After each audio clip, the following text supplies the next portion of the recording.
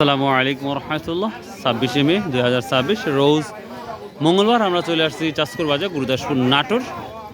তো এই বাজারটিতে আমরা আজকে দেখব পেঁয়াজের কি অবস্থা, হাল হাকিকত। তো ঈদের আগ মুহূর্তে আমরা দেখতে পাচ্ছি রসুনের বাজারটা অবস্থা একটু খারাপ, সেই সাথে পেঁয়াজের বাজারও আমরা দেখতে পাচ্ছি কিছুটা আমদানি সেই তুলনায় বেচাকেনা মেবি কম মনে হচ্ছে।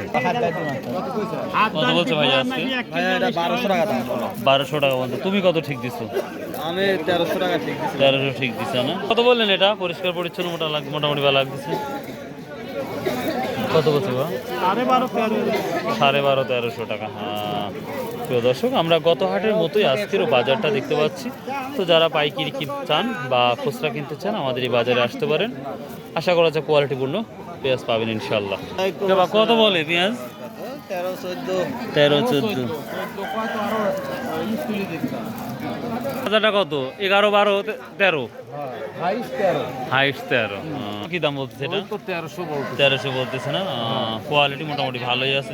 পেঁয়াজ, রসুন, ধান সকল পণ্য কৃষকের জন্য জিরো লেভেল হয়ে গেছে। তো দেখা যাচ্ছে আসলে এভাবে দাম থাকলে খুব কষ্ট লাগে।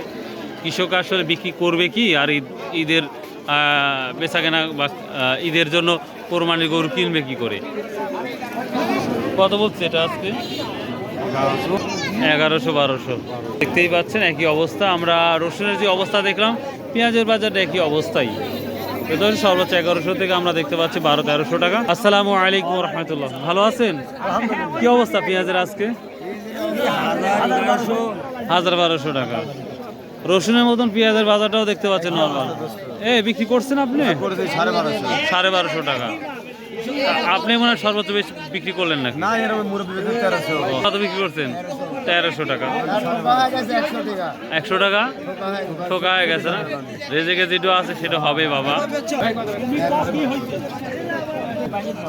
তো প্রিয় দর্শক, এই ছিল আজকের বাজার। ভালো থাকবেন সুস্থ থাকবেন। আসসালামু আলাইকুম রহমতুল্লাহ। ঈদ মুবারক।